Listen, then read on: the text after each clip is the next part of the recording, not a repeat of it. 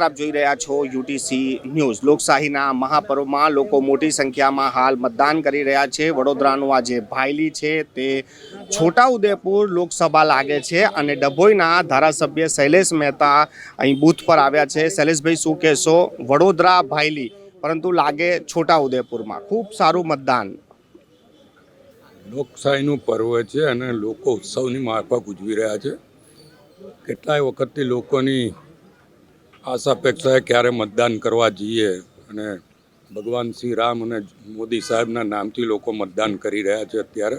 અને જોઈ શકો છો કે સમગ્ર બીલ, ભાયલી, કલાલી, ચાપડ, પલસદ આ તમામ વિસ્તારોમાં હું ફર્યું છું અને બધે જ ઠેકાણે ખૂબ સુંદર પ્રતિસાદ અત્યારે મળી રહ્યો છે।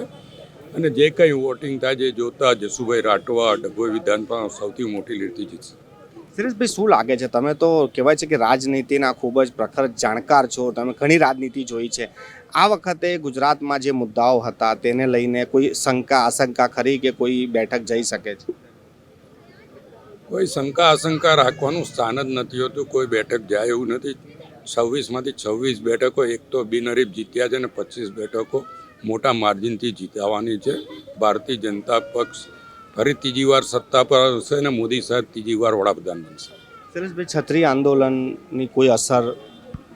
ક્ષત્રિય પણ ભાજપ પરિવારના જ સભ્યો છે। પરિવારમાં મનદુખ હોય, મતભેદ હોય, પણ છેલ્લે તો પરિવાર પર તકલીફ આવતી ત્યારે આખો પરિવાર એક થઈને જ ઊભો રહેતો હોય છે। છેલ્લો સવાલ કે જે અહીંની જનતા છે એ લોકો કહે છે કે અમે રહીએ છીએ વડોદરામાં, વોટ આપીએ છીએ છોટાઉદેપુરમાં, તો આવનારી જે ચૂંટણી છે એમાં એવી આશા રાખી શકીએ કે આ મતદાતો પણ વડોદરામાં જ મતદાન કરશે, 2 સીટો થઈ જશે? હું જ્યાં હોઈશ ત્યાં ભાયલીના બીલ, કલાલીના મતદારો હશે। ખૂબ ખૂબ આભાર। આ છે શૈલેષભાઈ મહેતા, ડભોઈના ધારાસભ્ય છે અને હાલ તેઓ ભાયલીના બૂથ પર આવ્યા છે અને તેમને આશા છે કે 26 બેઠક ભારતીય જનતા પાર્ટી જીતી જશે અને કોઈ પણ આવી કોઈ સમસ્યા નહીં સર્જાય। સૌથી મોટી રાહતની વાત એ છે કે હીટ વેવની આગાહીની વચ્ચે પણ સવારમાં જ મતદાતાઓ મોટી સંખ્યામાં આવી રહ્યા છે અને મતદાન કરી રહ્યા છે।